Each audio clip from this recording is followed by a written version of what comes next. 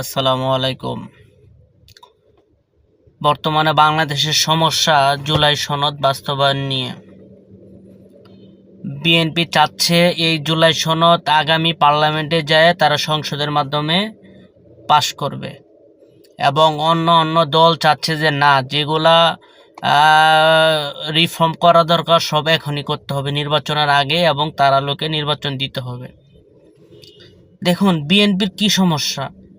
বিএনপির সমস্যা হচ্ছে তারা এই কাঠামোতে নির্বাচনে যাবে, যাওয়ার পরে তারা সংসদে এটা পাশ করবে কিনা না করবে তখন তারা ভেটো দিবে। এটা কিন্তু রিয়েলিটি।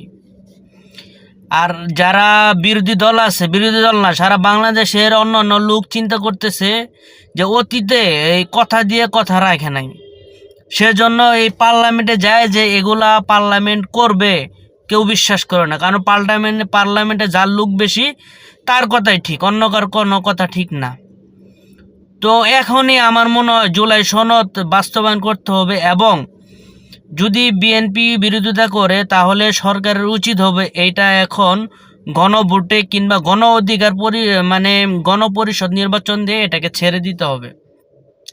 সবচেয়ে আমার মনে হয় ভালো হয় যেগুলা বিষয়ে বিএনপি কিংবা অন্য যে কোনো দলই দ্বিমত করছে ওগুলা জনগণের সামনে ছেড়ে দেওয়া দরকার গণভোটের মাধ্যমে, যে এসব বিষয়ে কোনো রাজনৈতিক দল ঐক্য হচ্ছে না, জনগণ এটা চায় কিনা। যারা চাবে তারা ভোট দিবে, যারা চাবে না না ভোট দিবে, বাস সমস্যার সমাধান হয়ে যায়। কিন্তু আমাদের দেশে সরকারের কি সমস্যা হইলো যে সরকার এসব সমস্যার সমাধান না করেই নির্বাচনের তারিখ ঘোষণা করে ফেলছে।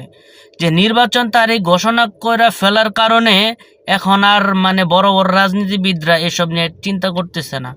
তারা চিন্তা করতেছে আগামী পার্লামেন্টে কেমনে তারা যাইতে পারবে। পার্লামেন্টে তো এই দলগুলাই যাবে, অন্য কোনো দল তো যাবে না, হয় জামাত যাবে নয় বিএনপি যাবে, অন্য কোনো দল তো যাবে না। তো পার্লামেন্টে গেলে যে জিনিসগুলা আপনার স্টেবল হবে, এখন স্টেবল করলে সমস্যাটা কি? মেন সমস্যা হচ্ছে স্বার্থ। এখানে বিএনপি দেখতেছে এগুলো যদি স্টেবল করে ফেলে হয়তোবা তাদের পরবর্তীতে সমস্যা হবে, সেজন্য তারা যাচ্ছে না কিংবা চাচ্ছে না। তো দেশের স্বার্থে আমার মনে হয় বিএনপির এটা খুবই এখন চিন্তা করা দরকার। তা না হলে জনগণ কিন্তু তাদেরকে আর বিশ্বাস করবে না, এমনি কিন্তু তাদের মেন্টালিটিতে বিশ্বাস করতেছে না। তো আমার মতে এই সরকারকে আরও জোর দিয়ে কথা বলতে হবে। যদি রাজনীতিবিদরা না মানে, সময় আছে এখনও, আপনারা 1 মাসের ভিতরে গণভোট দিয়ে দেন, জনগণ যা সিদ্ধান্ত দিবে তাই মেনে নেবেন, তখন কারো দোষ থাকবে না। আসসালামু আলাইকুম।